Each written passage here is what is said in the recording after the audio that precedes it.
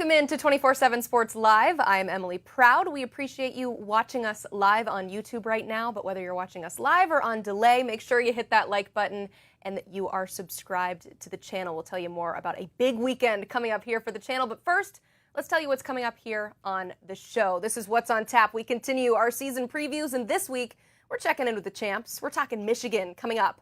Plus, the #1 prospect in next year's class makes his pick on Saturday. We'll let his finalists make the case for quarterback Faizon Brandon. And which conference champs have the best chance of repeating?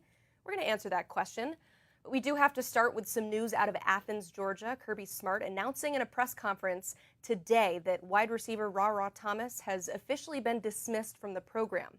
Now, Thomas was arrested last week with 2 counts of battery, both misdemeanors with the family violence distinction, and a second-degree felony for 1 count of cruelty to children. Our Jordan Hill from Dogs 24/7 has more on today's news. Kirby Smart announced on Thursday that wide receiver Ra Thomas has been dismissed from the team. Thomas had been arrested last week on charges that included battery and cruelty to children. Now, this was a situation that was not a surprise as far as Georgia's decision to dismiss Ra Thomas, given the charges. But now it's a situation where Georgia's going to have to figure out what they're going to do at wide receiver. Now, it does help. Ra was expected to be one of the X receivers on this year's team. This spring, Colby Young, a transfer from Miami, kind of stole the show. He was the receiver and probably the Bulldog that was talked about the most over the course of spring, and finished things off with a very strong G-Day. So it will be interesting to watch the effect that Ra's loss has on Georgia's depth. I think it's a situation where going into fall camp that Colby Young was probably going to be the starting X receiver. We'll be interested to see if we see Dylan Bell, who I think is probably best suited at the Z, if he takes up some X snaps, winds up getting some more work there. Dylan is a guy that I think has a chance to break out and have a really strong junior season. But you're looking at some of the other receivers stepping up. London Humphreys, a Vanderbilt transfer, I think is going to have to help carry the load. You look at Nitro Tuggle, a freshman that they signed that they're really excited about, but is still really young. The loss of Ra Thomas is significant for this Georgia team, but I still think that had he been on this team, he probably would have been coming into the rotation. I don't necessarily think he would have been a starter, but he was a veteran presence on this team, and now it's up to the Bulldogs to figure out over the course of fall camp who's going to help fill his spot and replace a very experienced receiver and someone who was going to be a veteran in this room. All right, thank you for breaking that all down for us, Jordan. For more on this story, you can read his work on dogs247.com. All right, today we are asking which conference champs have the best shot at repeating. First, let's remind you of who those defending champs are. You've got Michigan, Alabama, Florida State, Texas, and Washington. And yes, the last 2 that I mentioned are no longer in the conferences that they won, but they count in the segment because I said so. Okay, before you hear what we think, let's see what Vegas has to say. Florida State with the best odds to repeat, Michigan with the 4th best odds in the Big Ten, Washington the 9th, Texas and Alabama at 2 and 3 in the SEC, respectively. To help us break this all down, we welcome in our friend, national college football analyst, Smoke Dixon. Smoke, we're going to have an in-depth segment on Michigan later in today's show, but we've got to talk first about last year's national champ. There's no divisions this year in the Big Ten, making that title game all the more competitive. So where would you put their chances at repeating? I would put them at the 4th for me, behind Oregon, Ohio State, and Penn State. One of the hardest things to do is to repeat as a champion, and even as conference champion, more or less national championship team. But with all that said, you lost your quarterback, your leading rusher, which was the heart and soul of your team. You lose one of your better receivers. Your offensive line got crushed by losing players to the NFL. On top of that, you lose your head coach to the NFL and also your defensive coordinator. All of those I've said is all losses. L. And I think that's what's going to happen a lot in Ann Arbor this year. I think they do make a good bowl game, but I don't think they have a very good chance of repeating this conference championship in the Big Ten. All right, that's what Smoke thinks. We'll see what Sam Webb thinks here in just a few minutes. But let's move on to the ACC, where Florida State, defending champs. Now, Vegas loves the Noles' chances to repeat. They are the favorite. But what do you say, Smoke? And I love their chances of repeat as well, too. I think it's a 3-horse race between Clemson, Miami, and Florida State. And Florida State, to me, has the recipe for success. You have the head coach, you have a quarterback, you have ways to dominate the game in terms of running the football with an offensive line, and you have your quarterback. And your schedule lines up well for you on the way. Let's touch on the offensive line first. You got two bookend tackles, NFL players, Jeremiah Byers and Darius Washington. Now, if you dive into the schedule and you look at it, you got Clemson, and you're at Miami, and you're at Notre Dame. Those are the three games that you got to pony up and win. But with that said, it's not all about winning the conference in one game. You still have an opportunity to make the playoffs. And when you're playing against Clemson, they've handled them pretty well. Miami, listen, Mario Cristobal got to get over this thing and figure out how to beat an actually really good coach. And Coach Norvell is a coach that can manage games. I've always said it. Head coaches don't win games, but they sure darn can lose those games for you at the end of the day. Now, what they did for the offensive line is they tapped into the portal and went to Bama and got C.J. Ferguson to make sure that the interior was firm. Went down to Florida, they got Richie Leonard in terms of guards to go ahead and stir up the inside, and they went back to Bama, again, dipping in the Bama bucket, and got Roydell Williams, average 5 yards per 5. So they want to run the ball and play good defense. So when you get to the defensive side of the ball, I know they lost two guys to the NFL, Burke. But now you got Marvin Jones coming in, and you got Patrick Payton that had 7 sacks last year, fortify that defensive front. But the name that I have for you guys to look out for is Darrell Jackson, the guy that was at Maryland, was at Miami, hasn't been on the field. But when he does get on the field, he's going to be a problem. And when you tie in the back end and the front end together, you have Fontel type. This kid can cover. They don't like to throw at him. So Earl Little Jr., you're going to have to get ready to get some balls. But they have the recipe to repeat the conference champion. All right, you mentioned Florida State dipping into that Bama bucket. I would say Ohio State also doing some of that as well. So my question is, we'll see what's left of that Alabama bucket. The defending SEC champs, they have the third best odds to repeat, given what we just spoke about and all the players that are on Florida State's team and elsewhere across the country. What do you think of Bama having the third best odds to repeat? Well, I love their chances of repeat. But again, I'm not going to be biased because everyone's going to say, well, you're a Bama guy, you're biased. No, I'm being honest. You can take as much out as you want in the bucket, but there's a lot left. Let's touch on the schedule firsthand. Everyone's looking at that Georgia game. That Georgia game is going to take care of itself. You got to get towards the end of the season. There's a 3-game stretch where, Emily, I know we're going to have to smoke cigars together, at Tennessee, Missouri, and LSU.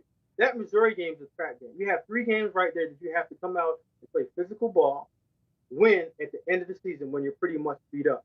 But they have the recipe for success again. You have a veteran quarterback that can handle the game. He's shown you that he's grown up from the first game against Texas to the last game of the season when he was in control and beating the Georgia Bulldogs and had a little tough outing against Michigan, we'll say, and it didn't work out so well for him. But with that said, they have the offensive line to protect. Caden Proctor made a wise decision coming back home to Bama, and they have those 2 bullies inside with Jaden and Tyra and Mr. Booker. The bully guard and the guys is going to get the run game going again, and we're going to go back to playing old school Alabama football, to running the ball, making great throws, and controlling the game on defense. I think they have a very good chance of repeating. I'm not going to say they're my choice because they're not, but they got a pretty good chance of repeating. I just want to make sure everybody knows out there that you're not just an Alabama homer, as you like to say. I mean, you won an SEC championship game with them. You were an all-SEC player, so you absolutely have every right to lean a little bit more crimson here. But we're going to talk about another SEC team, SEC newcomer Texas. They actually have better odds than the aforementioned defending champs, still behind Georgia, though. So what will it take for Texas to be on top of the SEC in year 1? Well, the first thing they have to do is just be Texas. I mean, they've always been good, and they're still going to be good. They have the play call over there with Coach Stark. They have the quarterback with Premiers. He's shown you the ability to take care of the football, make plays when it's time needed, and have an offensive lineman out there that's an NFL football player. Kelvin Banks Jr., left tackle, bookend guy. And in the SEC Media Day, Coach Stark said, I want to get back to running the ball physically downhill with C.J. Baxter. And I think they have the guys up front. They're built for the SEC. They're built to play bully ball, to protect the ball, and have tough run game when it comes down to November when games are decided in those crucial games are meant to be played between the guys up front, moving people and stopping people from getting moved. Now, when you look at it, you're going to say, well, they lost a ton of receivers. No, they lost, but they got some back. Again, they dug into the Bama basket with two, Isaiah Bond and Amari Nyblack, in terms of explosive guys on the outside. Isaiah Bond, 007, is a guy that can take the top off the defense. And Nyblack is the guy that on third down you can find him, but he's a mismatch in terms of being a tight end. And they also have a favorable matchup in terms of the schedule. They're at Michigan, but I think they will handle, and they got those Bulldogs. And we just saw Bulldogs are doing more off the field than on the field. So Texas right now has a leg up on it. So yes, Texas is my choice, and I know they're not going to upset me in Tuscaloosa to win the SEC. Man, that would cause a lot of drama if year one Texas walks into the SEC and wins the whole darn thing, but they certainly have the pieces to do that. Finally, Washington was the last ever winner of the Pac-12. Where do you expect them to land and be in the mix for a Big Ten title? Ooh, I don't think they have a chance at all. They're somewhere at the cellar looking up, just trying to see if there's any light up there for a few games to win.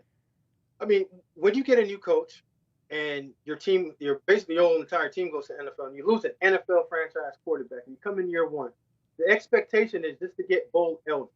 And they're going to try their hardest to get bowl eligible because they have a tough task on their hands. Yes, Coach DeBoer and Courtney Morgan built that team to play Big Ten ball, even though they were in the Pac-12 or in the Pac-10 or now the Pac-2 or whatever number that we got to get to. It's not a Pac anymore because a lot of people are out and everybody's coming in to another conference. But they have Michigan, Oregon, Penn State. It's just a tough matchup for them year one because they don't have enough at the position that counts in terms of offensive line, defensive line. Yeah, they have Will Rogers, but that's only one guy that can play quarterback. That Murders role is tough. Rutgers is going to be a very good team this year. Then you go to Michigan, at Iowa, Indiana, USC, at Penn State. Coach told you we're in LA. They got to match up and beat that LA team. And Oregon's going to be tough as heck. So just to get 6 games out of this schedule is going to be tough anyway. So I'm praying for them, hoping for them, hope they get something good. But I don't see much in repeat. And they're just holding off for dear health in that Big Ten because it's brutal and it's physical. And it might get ugly for them. Yeah, I'm just thinking of that travel schedule. The fact that Washington is playing a conference game in Piscataway, New Jersey this year is just absolutely mind-blowing to me, but that's the day and age that we live in. We love college football no matter what. Emily, they got to go to Dirty Jersey, and it's going to get dirty in Jersey form. I'm telling you, Rutgers is definitely a dark horse in that conference, but this was just about last year's conference champion, so we'll talk Rutgers on another segment. Smoke, thank you so much for being here. We appreciate it. If you want more of his unfiltered commentary, well, we have the show for you. He and Carl Reed are on Unfiltered. You can watch a new episode Friday at 5 Eastern on the 247Sports YouTube channel.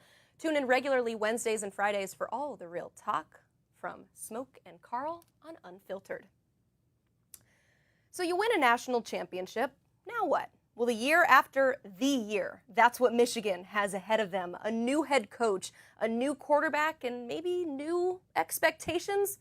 I know the guy to ask about it. Let's welcome in Sam Webb of the Michigan Insider to talk some Michigan. I mentioned all the newness off the top. I'm sure you've talked endlessly about that this offseason, but we've got to lay it out for people. You've got the new head coach. You've got some new coordinators, new quarterback, new key pieces.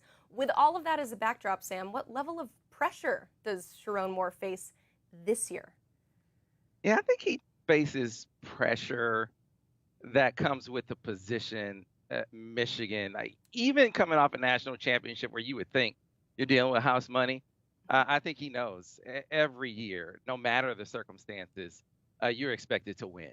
And so with that, coming in with a stacked and loaded schedule, even with a new quarterback, when you have a loaded defense like this, a defense that the guys on it are saying they think it's going to be better, yeah, I think the expectation is they're going to compete, regardless of what my man Smoke said. Smoke was killing me. Regardless of what Smoke said, he thinks they're going to have a lot of losses.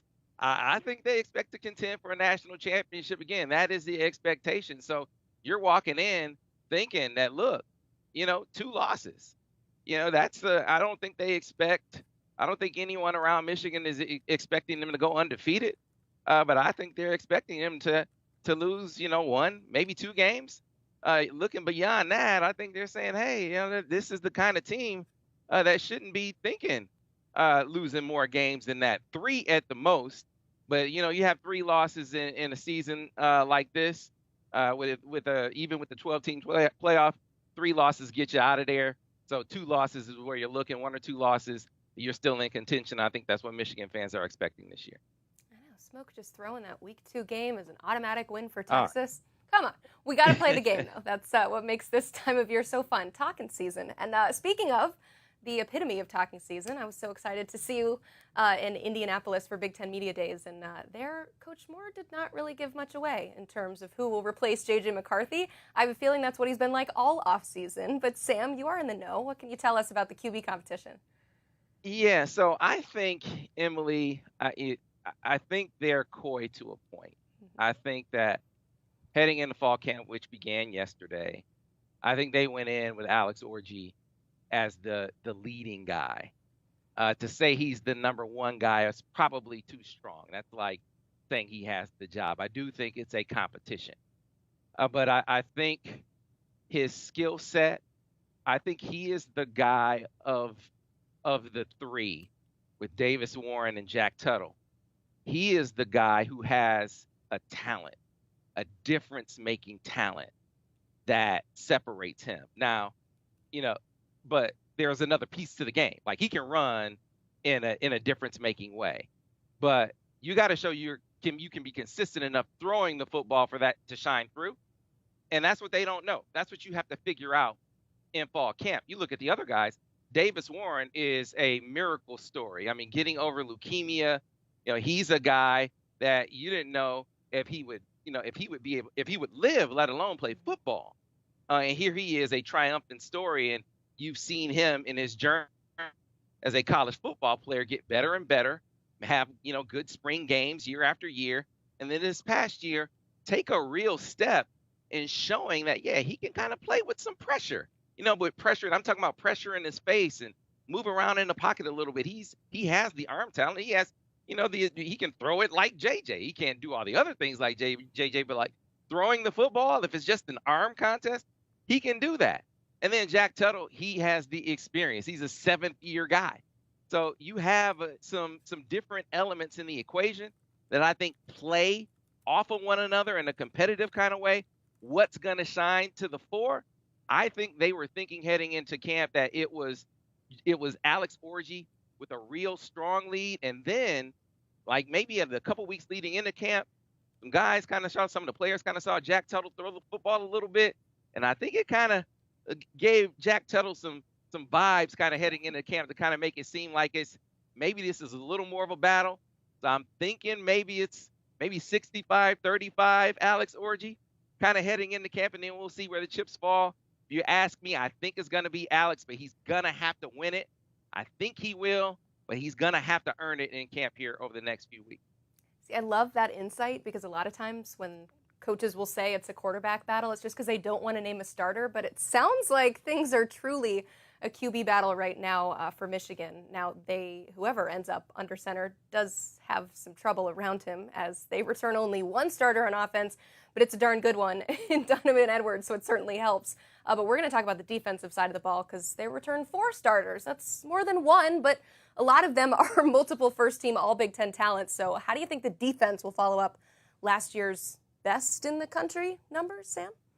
Yeah, they were smart. They were talented. They were deep. If you look at last year's defense, I think that's what really set it apart. You could come off the bench and not really lose a lot. And so when I look at this year's defense, the first string, I get it. When they say we could be better, even losing Mikey Sainristil, who I think is one of the best players in the history of Michigan football. He is elite. Like, that dude is an all-time great. And I don't think that they can replace him. But on the strength of the guys who are coming back, Will Johnson is the best corner in the country. He is an all-time great. You have the 2 best defensive tackles in the country. Come on, Smoke. You got to come with me, Smoke.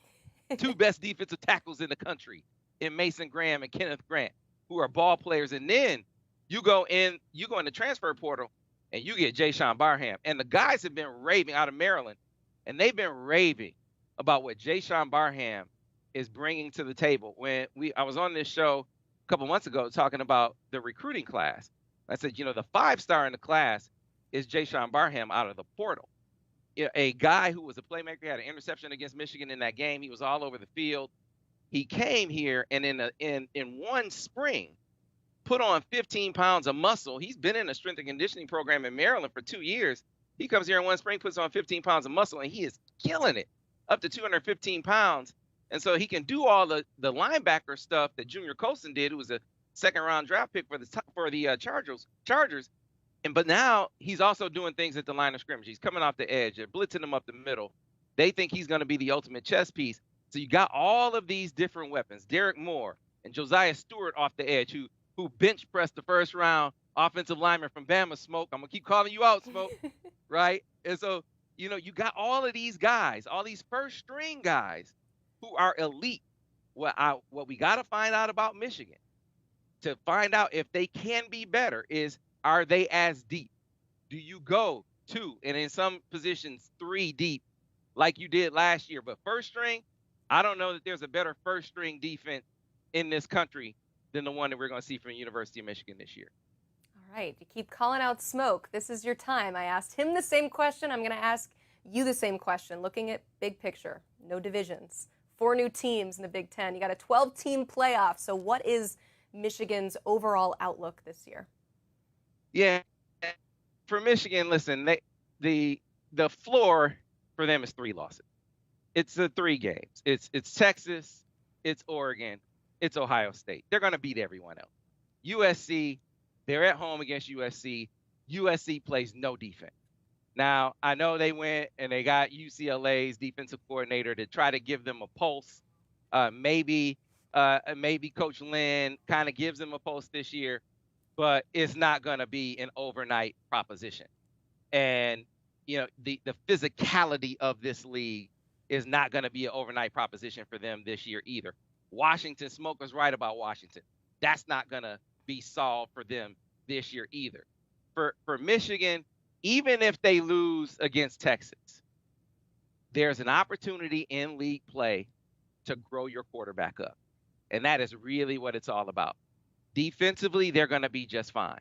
Can you grow your quarterback up enough to, once you get to Oregon, you got to be able to split Oregon and Ohio State. That is really what it boils down to, Emily. Can you split those 2 games? So if you lose to Texas, if that winds up being the case, that you still wind up at the end of the season with only 2 losses. That really is the name of the game. You cannot end the season with more than 2 losses. Even if you wind up with 2 league losses, you can still wind up in the college football playoff if those 2 losses wind up being Oregon and Ohio State. So really, that's what we're talking about. Even with this loaded schedule and those 2 teams, Oregon and Ohio State, being in league and being in the top 10, you can still afford to have it not being in the Big Ten championship game if those 2 teams are riding high like I think they are. I think Michigan winds up splitting between those 2 teams, though, and could wind up still being in the Big Ten championship game. That's how I think it'll go. I think they split Oregon and Ohio State, wind up in the Big Ten championship game. I think they wind up in the college football playoff. All right, Michigan fans hearing you say that they're going to split the Oregon and Ohio State games are saying, all right, we'll lose to Oregon. Absolutely do not lose that Ohio State game. Sam, you're the best. Thank you so much for coming on. We appreciate it. Of course, you can read more of his work at MichiganInsider.com. They have a story up right now that details what an exact scholarship offer from Michigan looks like and how it may be a little bit different from Sharon Moore. So if you're into that sort of thing, I am. I thought it was very interesting. You can check it out for all things Wolverines. Read it up, MichiganInsider.com.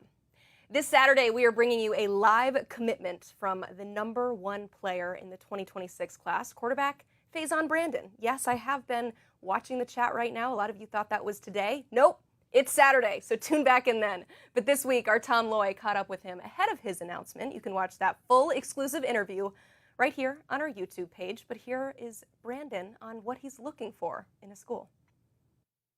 Good relationships all around. I would say where I know I can be developed and where I feel comfortable being there for 3 or 4 years. So also just a support team outside of the coaching staff that can help you whenever things are you're feeling lower, like feel like you need some help with some things. So I'll say those are the main things.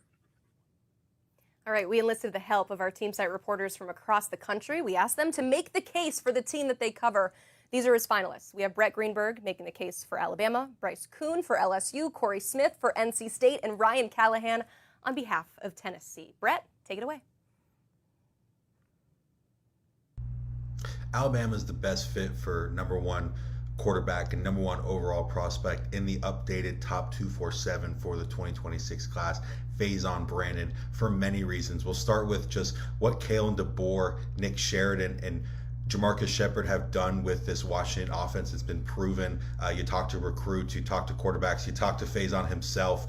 It's too hard to be ignored just what he's done with Michael Penix, what Jalen Milroe has said about him, what Keelan Russell has said about him. Faizon Brandon has visited a couple times. He's talked with Jalen Milroe. He's talked with Keelan Russell, and he kind of fits that mold, if you will, of what Kalen DeBoer seems to like in a quarterback, kind of that tall, bulky guy, kind of like Michael Penix. And, another reason that is Alabama is a good fit for him is who Faizon Brandon could be throwing the ball to when he decides to, if he decides to go there, and when it's his turn. You got Caleb Cunningham committed to the 2025 class. You got Ryan Williams, 5-star freshman, already turning heads at fall practice. Caleb Odom. There's a plethora of other guys that are going to be there for a very good offense.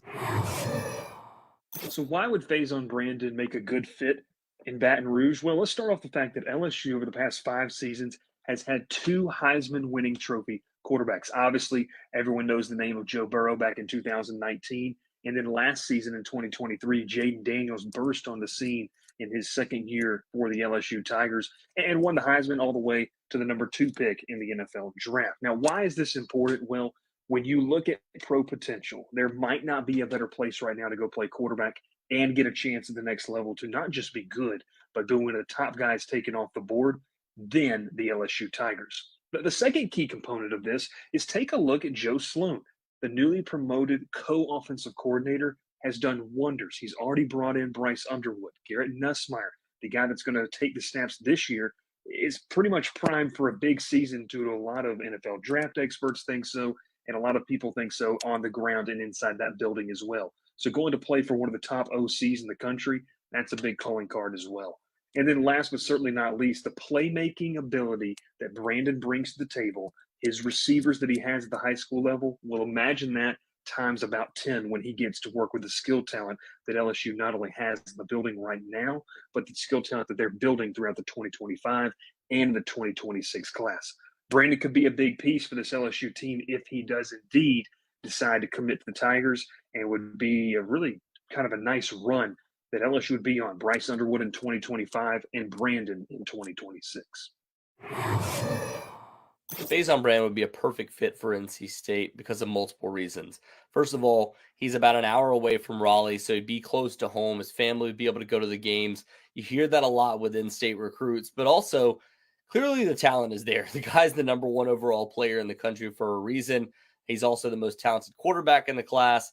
For NC State, they don't get guys like this very often. If you're able to pull a guy that's the number 1 overall player in the country, bring him into a quarterback room where there's some question marks outside of CJ Bailey. They currently have Grayson McCall at the quarterback position, but if you're able to bring in somebody like a Faizon Brandon that's able to compete with Will Wilson, who you have in the 2025 class, and also somebody like CJ Bailey, who's currently a guy that they expect to see in the future at the quarterback position.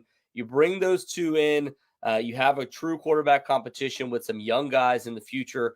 That would be huge for NC State. And also, you look at the actual talent that you have around him. You have several young players, Jonathan Paylor, Terrell Anderson, that were brought in this past year, and potential of Casey Concepcion being there when he arrives still. There's a chance there, and also Robert Anae's system. It's a quarterback-friendly system. You have several pieces around him. You have Robert Anae, that's a veteran offensive coordinator for NC State. They're ready to be able to groom him into being the next great quarterback at NC State. All the reasons there for NC State to be able to grab him. I think there are a handful of reasons Tennessee is the best fit for Faizon Brandon. Let's just start with the familiarity, the relationship.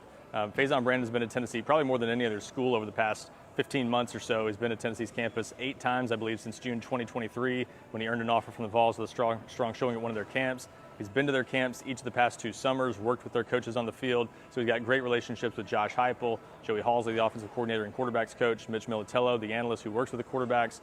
He feels really comfortable in Knoxville, and so does his family. So that's a big part of this. Just the way Tennessee's recruited him, they've done such a good job making him a priority, even with a big in-state target or in-state quarterback in their class, Jared Curtis, who's now committed to Georgia. Tennessee kind of had its sights set on Faizon Brandon all along, and he's kind of felt that with the way they've made him a priority. And then most important to a guy like Faizon Brandon, who is the #1 player in his class, he wants to get to the NFL, he wants to thrive, and he's seen other quarterbacks do it in Tennessee's offense and feels he can do big things there. They've made it clear he's a perfect fit for their system, has the running ability, a very smooth throwing motion, can make all the throws. And he's seen a guy that he knows a little bit, Hendon Hooker, a fellow Greensboro native, who's had success in Tennessee's offense. He's actually trained a little bit with Hooker's dad in the past. So all those reasons make Tennessee a comfortable fit for Faizon Brandon, and I think the best fit for him among his finalists. Thank you so much to our team site crew for putting that together. For more fallout from this commitment, you can read up at Bama 24/7, Go 24/7, Pack Pride, and Go Vols 24/7. You can watch Faizon Brandon make his college choice right here on the 247 Sports YouTube channel. Tune in this Saturday, August 3rd at 3 p.m. Eastern. Once again, finalists: Alabama, LSU, NC State, and Tennessee. But wait, there's more. Top 100 player and offensive lineman Jalen Gilchrist is making his pick right after Faizon Brandon on Saturday. So tune in at 4 Eastern to see Gilchrist pick between South Carolina, Georgia, and Maryland.